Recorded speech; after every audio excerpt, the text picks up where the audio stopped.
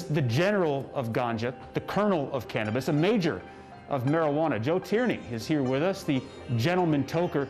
Joe, you're basically the sommelier of Sheba. You smoke weed, you rate it, and you write about it. How did you toke yourself into this gig? I really wanted to be a part of Initiative 71. And frankly, starting a blog was the cheapest way to get into the marijuana industry.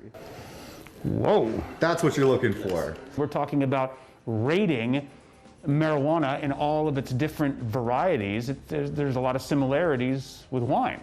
Absolutely, there is, and there's some significant differences, and I think part of the culture there is I've always tried to write about it in a fun way and with lots of jokes to be entertaining. Much more snooty, aren't they? That's what I kind of wanted to avoid. This is my whole goal with starting the site, is to educate people about what quality cannabis is. We've got Platinum Bubba Kush, we've got King OG Kush, we've got Big Apple, Gobstopper. How am I supposed to know what the difference is? I mean, can you explain to me what the difference is between some of these? It's actually not as much as you'd think. When you take a whiff of this, Joe, what are you smelling, and what can you tell me about that? Well, that one's got some sweetness to it. It's overall earthy, but you can pick up some sweet tones. Basically, if it smells good to you, if it smells like appetizing to you, that's great stuff right there. Well, this smells very appetizing. So, Joe, it was nice to meet you.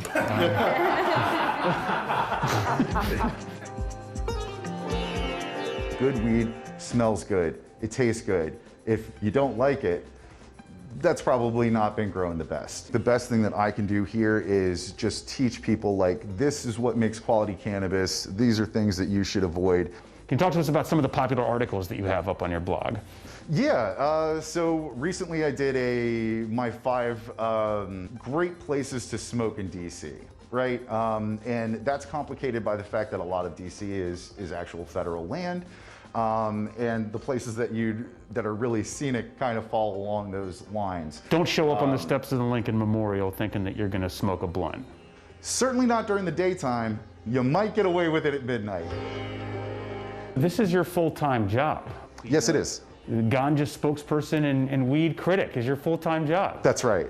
Yes. Did you ever have imagined this life for yourself? It's been a wild ride. I can tell you that. It has been, I did not want a boring job, and I did not get one. Joe Tierney, a smoke scientist, the gentleman toker. We appreciate you talking with us about this, and best of luck moving forward. Thank you, Adam. I appreciate it. You bet. Proof positive that dreams really do come true. For him and me. I can't imagine. Happy, sleepy, relieved, what more could you want? Yeah, it was a great time. And one of the things that he pointed out about rating marijuana, it's not all about what's good, it's about what to avoid, what smells bad. And if something smells bad to you, he specifically said these things. If it smells like sweat, body odor, or ammonia, don't just think, oh, maybe that's just this strain. No, it's bad. It was grown horribly wrong. Something went off the rails. Just leave that one alone. I'll tell you what smells bad. Everything that was out before like 2005. Yeah, because when I was in my backsliding days, it felt like we were smoking Sasser Field or FedEx Field out here.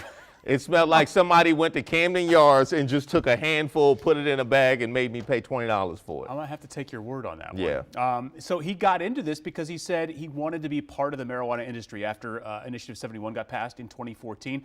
He said he couldn't go out to California and work an apprenticeship at like a growing place because he just couldn't afford to live. And they wouldn't hire him at a dispensary in D.C. because he didn't have the experience. So he just kind of got hosed on that.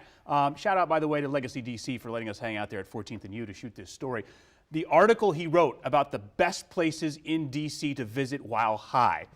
His article is hilarious because it takes great pains to explain how you can get in real trouble if you smoke on federal property. And then 4 out of the top 5 places are federal property. Roosevelt Island, the overlooks on the GW Parkway, the National Arboretum, the C&O Canal. I'm going to go with your kitchen, your living room, your bathroom, and your bedroom. There's my top 5. Probably going to be the safest places to go. listed twice. Now, whenever there's anybody like a sommelier, right, who's smelling wine, I always have to take your word for it. I'm not that sophisticated. Exactly. Could you actually sense what he was picking up? I could not distinguish the scent, but you could see the differences in the color of the bud. So that's what stood out. Listen, I got this story through a tip, and I'm getting your stories through tips as well, so send them to me. Listen, alongo@wsa9.com. Hit me up on any of the social media platforms. We'd love to tell your story, something you typically wouldn't see on TV.